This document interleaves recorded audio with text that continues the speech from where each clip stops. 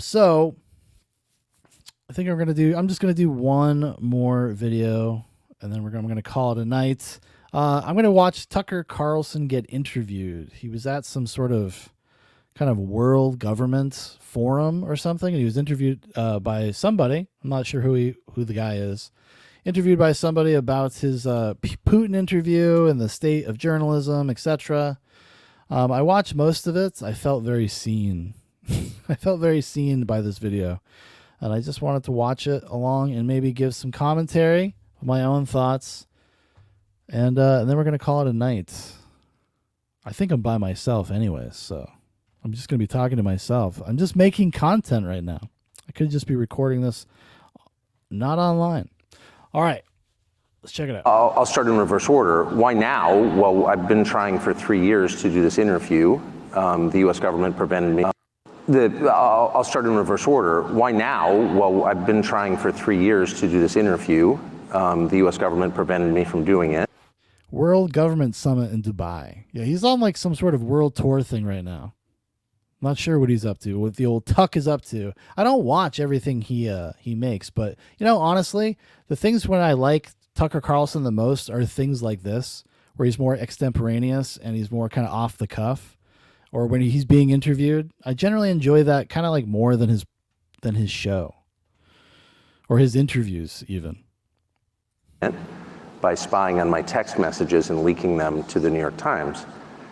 And that spooked the Russian government into canceling the interview. So I've been trying to do this, but my country's intel services were working against me illegally, and that enraged me because I'm an American citizen. I'm 54, I pay my taxes, I obey the law.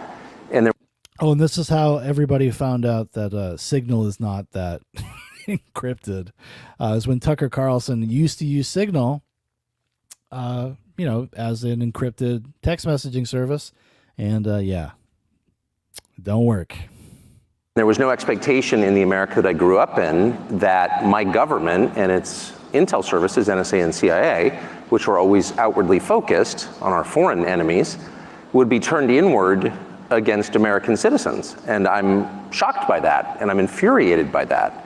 And so once I discovered that that was happening, and I confirmed it was happening, and they admitted that they did it, then I was totally determined, monomaniacally dedicated to doing this interview, not simply because I want to know what Vladimir Putin is like and what he thinks about a war that is resetting the world and really gravely damaging my country's economy, but also because they told me I couldn't on the basis of illegitimate means and for no really clearly stated justification. And I thought that can't stand. I want to live in a free country. I was born in one. And I'm going to do whatever small thing I can do to maintain, you know, the society that I love. You are known to be pro-Republican Party, right wing of the Republican Party. This is what they claim. They said first you've been a Democrat, That's not and true. Became a Republican. Okay, or you are known to be pro-Trump, anti-Biden. What is truthful in this? And you went to Putin because you are pro-Trump and anti-Biden? It's kind of crazy. And maybe I'm just like naive and I don't know much about these kinds of gatherings, these kind of seminars, whatever they're called, that Tucker Carlson would be invited here at all. I mean, I wonder, you know, I'm curious actually, what does like the kind of the world at large think about Tucker Carlson? Like, what is his reputation like? I mean, because he's seen as like a dissident right figure in the United States, which is kind of wild. I mean, he's just kind of he's like a conservatarian. He's like a conservative with kind of libertarian populist leanings.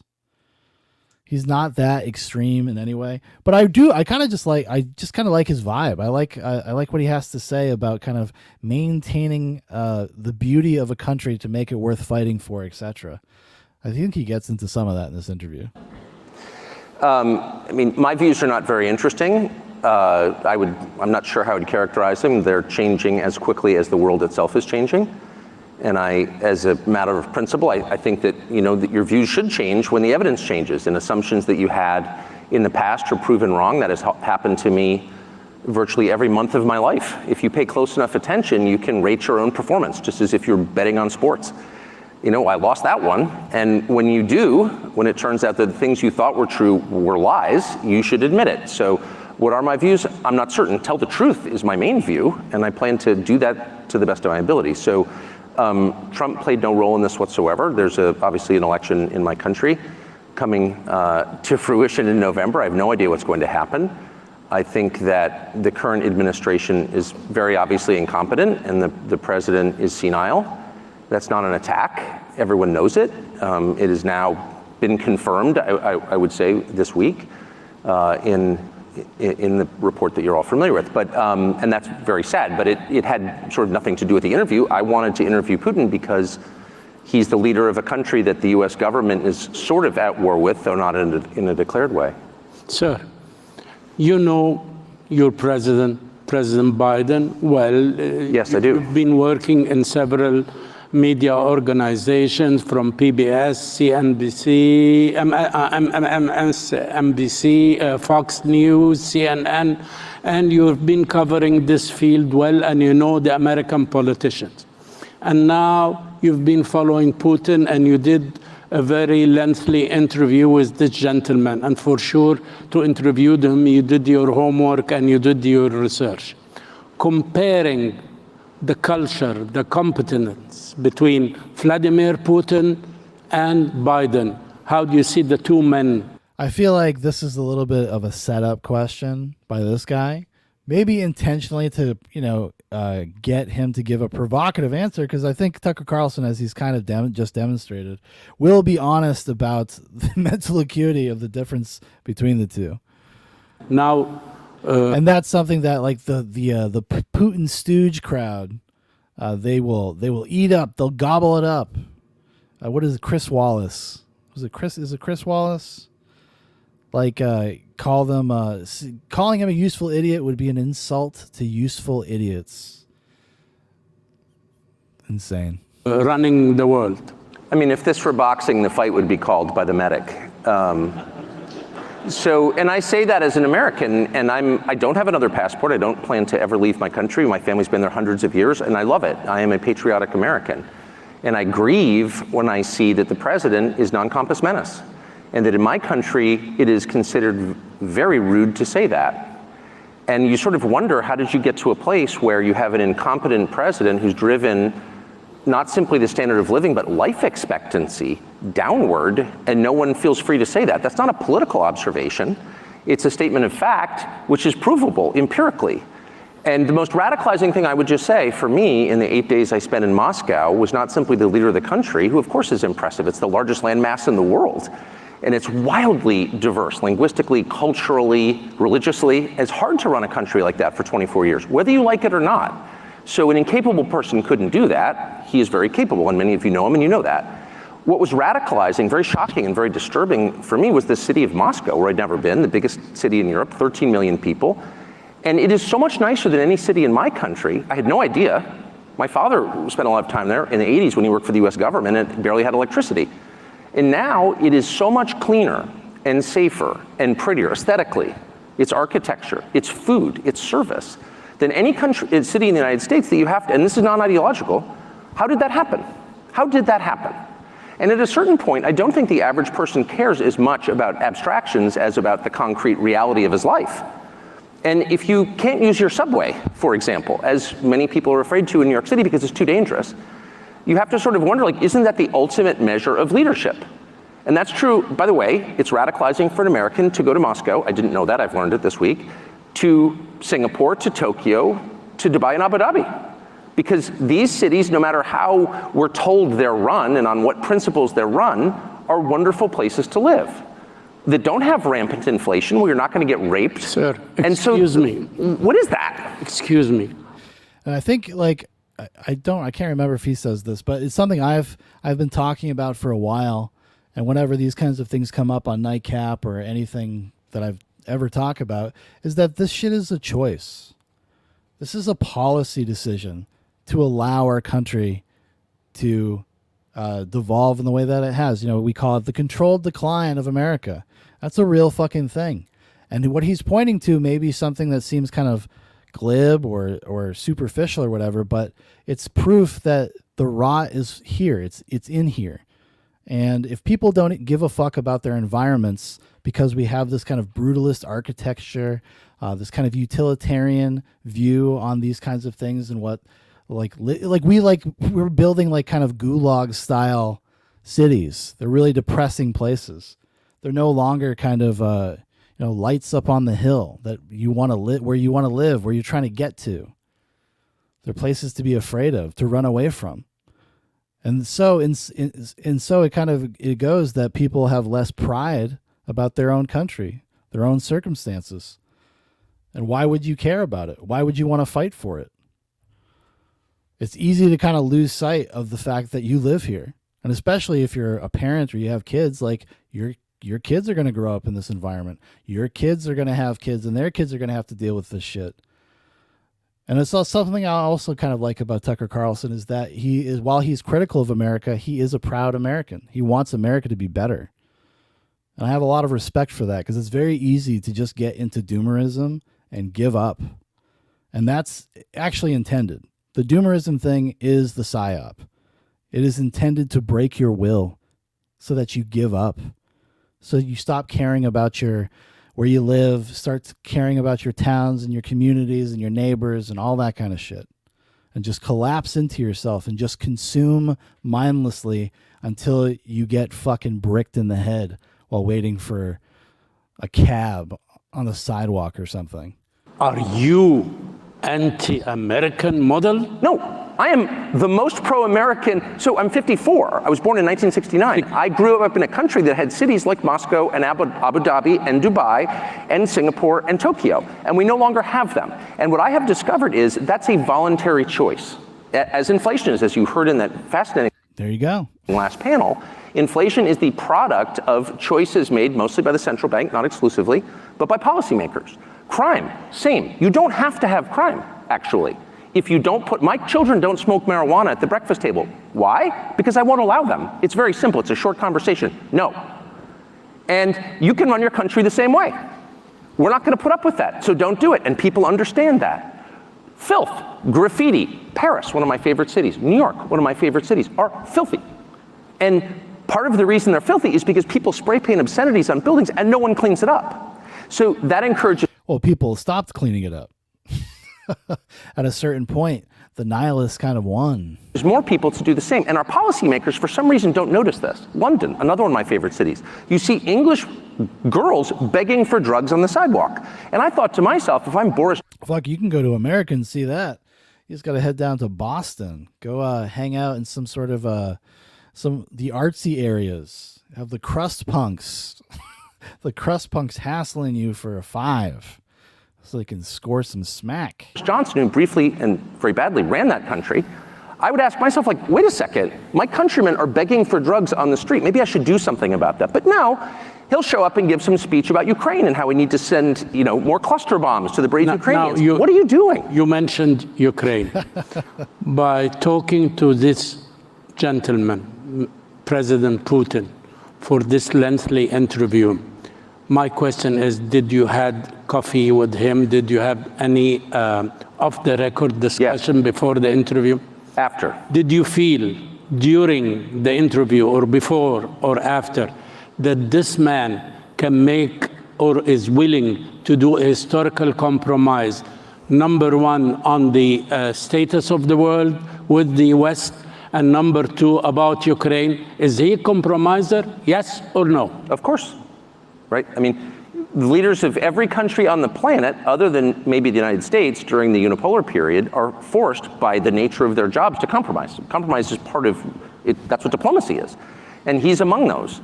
His position is clearly hardening. Russia has been rebuffed by the West. I mean, Vladimir Putin, I'm not flacking for Putin. I'm an American. I'm not going to live in Russia. I don't love Vladimir Putin. I'm stating the facts. He asked Bill Clinton to join NATO. He tried to make a missile deal. He mentioned this in the interview. He did, that's correct. And he's mentioned it in other forums as well. And NATO said, no, we don't want you. Now, if the point of NATO, the point of NATO originally, of course, the post-war goal of NATO was to keep the Russians, the Soviets, from coming into Western Europe. It was a bulwark against the Russians. So if the Russians asked you to join the alliance, that would suggest you have solved the problem and you can move on to do something constructive with your life. But we refused. And so... Yes, because NATO is I'm sure it's used as a way to line someone's pockets. I'm sure they don't just do it for fun. I mean, just meditate on that. Go sit in the sauna for an hour and think about what that means. Before sitting in the sauna, a question now. Final conclusion, you think that Vladimir Putin is eager for a compromise like Yalta, Sykes-Picot, the Ottoman Empire, Sèvres agreements, any international agreement to share power and to share influence in the world with the West, if there is somebody who is willing, and Biden administration wants tension, wants war, want to exert. I mean, he spills out a lot. This guy, he's kind of like me. It takes a long way. The long way around. Pressure on him so that they can weaken his economy and weaken his alliance with China. This is what you are reaching from your conclusions? My conclusions are inchoate. I mean, I've been thinking about this for a couple of years. I have a whole new set of data to mull over, and I'm not a genius, so it's going to take me a while to figure out what I think. But at this stage, 4 days later, I would say, first of all, Yalta and Sykes-Picot are two of the worst agreements ever struck. I hope whatever comes out of this is nothing like those. But first things first, Putin wants to get out of this war. He's not going to become more open to negotiation the longer this goes on. One of the things we've learned in the course of the last 2 years is that Russia's industrial capacity is a lot more profound than we thought it was. I mean, Russia's having Russia, this country we were assured was a gas station with nuclear weapons, has a pretty easy time making missiles, rockets, and artillery shells, whereas NATO doesn't. So we should think about what that means, one. Two, the West doesn't spend any time, or our policymakers in Washington spend no time thinking about, like, what are the achievable goals here? I have heard, personally, US government officials say, well, we're just gonna have to return Crimea to Ukraine. Well, you don't need to be a Russia scholar to know that's not going to happen short of a nuclear war. That's insane, actually. So even to say something like that reveals that you are a child, you don't understand the area at all, and you have no real sense of what's possible. And so as long as our leaders, and not simply in the US, but NATO, and I really mean Germany. If Dave Hodges was here with me, he'd be like, it's the DEI, Tucker. It's the DEI initiatives, Tuck. These people are not qualified. Don't take the time to learn about what's possible, we're not gonna get anywhere. You think there is a big gap between the depths of understanding the philosophy of history between Biden and between Putin? You see Putin, who have studied history and who is very deep in history, and he looks like he gave you a lecture in for 30 minutes. Yeah, this was this big point of contention with the interviews that Putin gave, a dissertation, a mini dissertation on the history of Russia. And people are like, why would he do that? He was doing it to control the conversation and blah, blah, blah. It's like, no, he wants people to understand that Russia's been around for a long, long time. And he views himself as part of history and what is happening, what is everything that has led up to here, to these moments, to this moment we're living in, and how that's going to fit in historically, and how he would like to be viewed in the future, probably. It's like a little narcissistic and stuff, but that was the point of going to talk to him. What does he think about these things? And he gave people an answer, and everybody was like, well, that's not legitimate. Well, it's his opinion. Concerning, and it was just really dumb. The history of Ukraine and its relationship with the mother Russia. Does Biden understand the law of action and reaction which moves a country like Russia? I can't overstate how incapacitated Joe Biden is. That's not an attack. That is a fact. And anyone who tells you otherwise is lying. So these are not decisions Joe Biden is making. But there are capable people around Biden, and I know them. What they lack is any perspective at all. So a conversation with a US policymaker about the history of the region would begin and end with a conversation about, of course, Chamberlain and Churchill and Hitler, period. So the American policymaker historical template is tiny. In fact, there's only one. And it's a 2-year period in the late 1930s. And everything is based on that understanding of history and human nature. And that's insane. And so actually, American policymakers have convinced themselves that Vladimir Putin is going to take over Poland. And it is not a defense of Putin. I don't mean to defend Putin. I'm not a fan of Putin's, and I'm not a subject of Putin's. I'm an American. However, there's no evidence that Putin has any interest in expanding his borders. He is the largest country in the world, and it's very hard to run. They don't need natural resources. There's nothing in Poland he wants. There's nothing he will gain by taking Poland other than more trouble. That is, if you're saying that he's going to invade Poland, you don't know what you're talking about. Here is a point in the interview when you asked him, are you ready to invade Poland? Are you an expansionist power? Expansion, yes, in Poland. He said, only if Poland launched a war of course. On Russia, okay? Ukraine did not launch a war on Russia, and he invaded Ukraine. Why you didn't follow up on this question? I started with that question, actually. But he treated me to 35 minutes of Catherine the Great. Okay. And the Rus. But no, the core question is, why did he move his forces into eastern Ukraine? And I watched this from a distant vantage in the United States, and I watched the Vice President of the United States, Kamala Harris, go to the Munich Security Conference just days before that, in February of 2022, and say in a public forum, at a press conference to Zelensky, the president of Ukraine, we want you to join NATO. Which is another way of saying, it's a synonym for, we plan to put nuclear weapons on Russia's border. You think they threw a bait for him? Are you joking? Of course they did. And everyone, and it just tells you how constipated and restricted and censored the US media landscape is, that I was the only one who said that. Well, wait a second. The purpose of diplomacy is to reach a peaceful, mutually, one hopes, beneficial conclusion to a crisis. So if you're showing up voluntarily at the Munich Security Conference and saying, hey, Zelensky, why don't you allow us to put nuclear weapons on Russia's border? You're cruising for a war because you know that's the red line. Because Putin has said that, and any close observer of the area already knows that. Now, do you have an explanation, a reasonable explanation, why there is this anti-war and this very negative remarks about this interview from a lot of your colleagues and a lot of politicians in the world? One of the ways that I think I'm different is I don't like the internet, and I haven't seen any of the reaction, and I would imagine, you know, I'm not the most popular person among my colleagues in the United States. I wouldn't have dinner with them anyway, so it's no great loss. But, you know, I can't imagine what their motives would be. I didn't go to Russia, of course, to promote Vladimir Putin, and if that was my purpose, I'd say so, because I'm not embarrassed. I went because I felt that most Americans, in whose name all of this is being done, don't really know what's happening, and they know nothing about the guy they're supposedly at war with, unofficially. And I just felt that my job, if I have a job in this world, is to bring information to people so they can decide. And so I wanted to do the longest interview I could with Vladimir Putin that contained the most amount of Vladimir Putin talking, not me grandstanding about what a great person I am. When an American journalist interviews someone like Vladimir Putin, the whole point of the interview is to say, I'm a good person and you're not. And that interview was aimed at his colleagues in the newsrooms in the United States. I'm a good person. Why are you such a bad person? You're committing genocide. Okay. That's not fruitful, and that's certainly not my role. I care what God thinks. Yeah, because they don't care about actually extracting any useful information or reporting anything. Like he said, it's about the grandstanding. It's about the dramatic moments. You see that so often in like our media landscape. Think about some of like the interviews that Vivek Ramaswamy did with like MSNBC and NBC and stuff, where they were just like insanely hostile, right? Fact checking and talking over and not letting him finish and blah, blah, blah, blah, blah.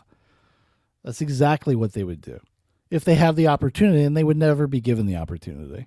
Thinks of me, what my wife thinks of me, and what my 4 children think of me, and that's all I care about. So I don't need to prove that I'm a good person. I want to hear Vladimir Putin talk so people in my country can assess what's happening. That's it. I'll use the devil's advocate. But advocate away. Yes, okay, I'll tell you. You should challenge in the rules of an... I would really like to see the crowd. I mean, oftentimes these kinds of things, there's actually not a lot of people in the crowd. But I've heard a few people. You hear a few laughs here and there. I wonder if they're receptive or if they're hostile to the tuck. Interview, and you're a master in your business. It's not for me to give you a lecture about that, but you should challenge some ideas. For instance, you didn't talk about freedom of speech in Russia. You did not talk about Navalny, about assassinations, about the restrictions on opposition in the coming.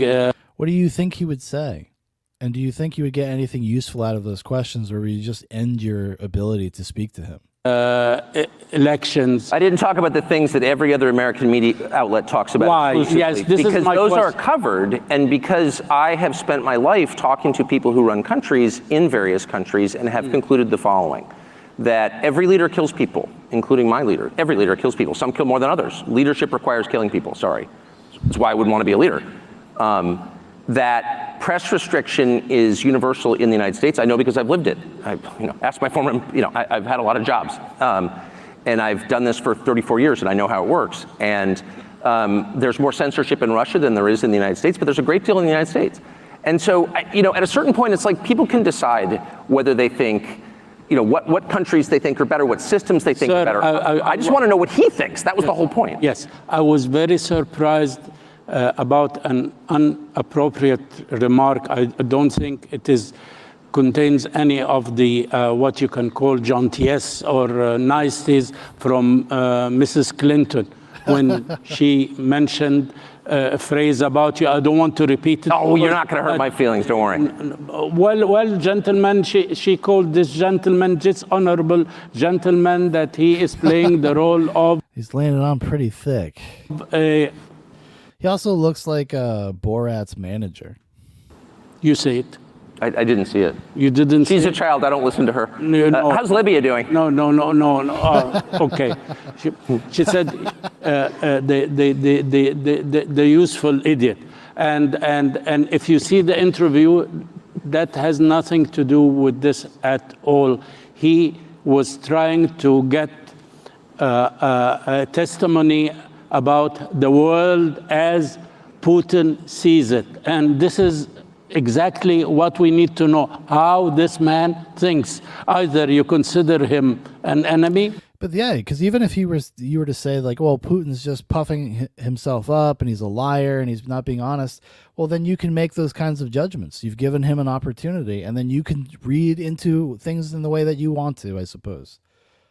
So just because he didn't follow a script of these very particular questions, these very particular topics, and that is the problem with the interview, seems a little disingenuous, we'll say.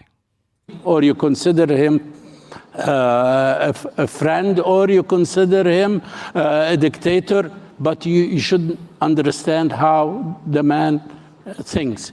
Now, you put it better than I could. You just described my motive right there. Okay, sir.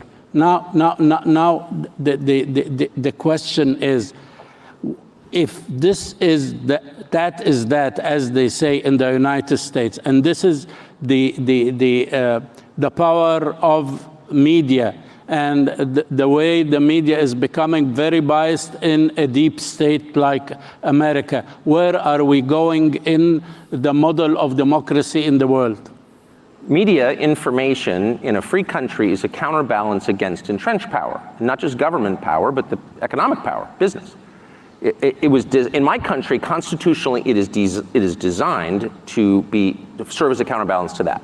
So if sources of information, media outlets align with entrenched power, then you have a powerless population, and it's totalitarian, and that is very quickly the direction the United States is headed.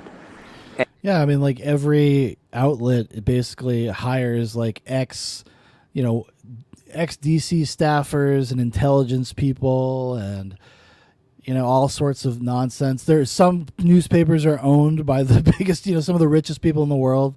Jeff Bezos owns the newspaper. So yeah, the line is completely fucked and completely blurred.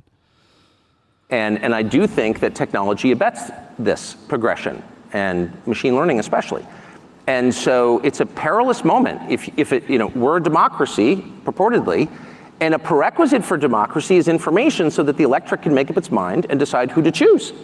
And so if you don't have access to information, you don't have democracy. And we're in this sort of weird spiral where our leaders lecture us ever more about democracy and how sacred it is, even as they choke it off, choke it to death. And so I think the people who provide information, who bring the facts to the public, have a critical role to play. And right now it's difficult. I'm not facing any great, I don't mean to cast myself as a hero. I'm certainly not a hero at all. But I do think it's tougher and tougher to do that. Sir, and that means we have a greater obligation to do it. Sir, do you have an explanation till this moment, since the Gaza events took place, till now, nobody came out and said how on earth the United States of America is vetoing the stoppage of fire, how a country would veto not to continue war, how somebody is against stopping a war. The United States is, for this moment, is the most powerful country in the history of the world. So if you were to frame this in terms we're all familiar with, which are the most basic terms, the terms of the family, the United States would be dad, would be the father. And the father's sacred obligation is to protect his family and to restore peace within his walls. So if I come home, I have 4 children, if I come home from work and 2 of my kids are fighting, what's the first thing I do? Even before I assess why they're fighting, before I gather the facts and know what's happening. I stop the fight. I stop fighting. Yes. So if I come home and I have 2 kids fighting and I say, go, go, beat the crap out of them, I am evil. Because I've violated the most basic duty of fatherhood, which is to bring peace. Because I have the power. I'm the only one who can bring peace. And so if you see a nation with awesome power abetting war for its own sake, you have a leadership that has no moral authority, that is illegitimate. And I mean that too. And I fucking based. Dude, how can you not like Tuck? How can you not like Tucker Carlson? This is like a perfect interview. I'm not even referring to any specific region or conflict. I mean generally. And I'm deeply offended by that, deeply. And it's something that I try to express, and I'm often called a traitor for saying that. It's the opposite. I say that because I believe in the United States. I think it has been a morally superior country. And if we allow our leaders to use our power to spread destruction for its own sake, that is shameful. It's a binary, okay? It's a black and white. It's a 0 and a 1. You are either creating or you're destroying. You're improving or you're degrading. And that's how you know whether something is good or bad, whether it's virtuous or evil. If you just judge the fruits. By its fruits you will know it. And I'm very distressed and concerned that we are entering an era where this awesome force for good is instead being used for evil. 2 quick questions because See, that's what I appreciate about his perspective. Like he's critical of the country that he lives in, but he loves his country and wants to try to play a role in saving it. Like, I have so much respect for that. Ran out of time. First question is, now in the American elections, we have probabilities. Yes. Either it's Biden and Trump, or Biden and somebody else, not Trump, or no Biden and no Trump, and circumstances or fate get us 2 different people representing a Republican or Democrats. This guy sounds like a conspiracy theorist. What do you think, where are we going to reach coming 19th of November? Who will be running the show? Honestly, I haven't the faintest idea. But I think there's volatility ahead in our political sphere. I mean, clearly there is, because I like you when you said, I don't have an idea. You have this courage of... The only thing we know is that whatever happens, it's probably going to be kind of bad. The temperature is very high. To say that you don't know. You were telling me this morning that one of the things which you like very much about here, our President Sheikh Mohammed bin Zayed, God bless him, when you ask him a question, if he doesn't have an answer, he tells me, actually, I don't know the answer of this question. I've never heard a leader of anything, whether it's a country or a company or a soccer team, ever in my life, in a life spent interviewing people, I've never heard a single one of them say, I don't know the answer. It's very complicated. I haven't figured it out. I've never heard anybody say that. And to me, That is the purest sign of wisdom, because wisdom grows from humility. Wisdom grows from the recognition that you are not God. And in the United States, we had a period where we were sort of, having this debate about, are some religions good and some religions bad? I'll tell you my view on it, and it's a hardened view. It's a sincere view. I divide the world not between Muslim, Jew, and Christian or Buddhist. I divide the world between people who believe they're God and people who know they're not. And the only people I trust are in the second category, because that is the beginning of wisdom. When you know you are not God, that you cannot affect every change that you want, that you can't foresee the future, that you're not omnipotent, then you are much more likely to make good decisions, wise, humane decisions. By contrast, when you believe you have the power to shape the world and other people, as we were hearing this morning through biohacking, when you think you can create a better human being through technology, you're very dangerous, because you don't understand your own limits. You will get a lot of people killed when you have those false beliefs, in my opinion. By this note, Mr. Carlson, thank you very much for giving us this chance to come for the first time after your great interview to talk to the world through this podium and this country and my humble self. Thank you, sir. Thank you for having me. What a wonderful interview. I really love that interview. I feel like he kind of nailed it. That's a 10 out of 10. A 10 out of 10. All the right answers. I'm now, I'm going to be I'm going to become like my good friend Big Paul, become a ride or die Tucker Carlson fan. It's happening. Might get a t-shirt. Get wild. Crazy. Might even subscribe to his channel, his network, TCN. Oh my goodness. Well, I think that's going to do it for tonight, everybody. Good night to me. Thanks for hanging out, and we'll see you guys again Thursday. Thursday night, we're going to be doing Goes to the Movies Live. We're going to be talking about the movie Misery, based off of the Stephen King novel of the same name, directed by Rob Reiner. Me and Jeremy are going to be breaking it down. We're also going to be talking about some interesting entertainment news stories, watch a trailer or two. It's going to be a great time. But I'll see you guys later. Adios.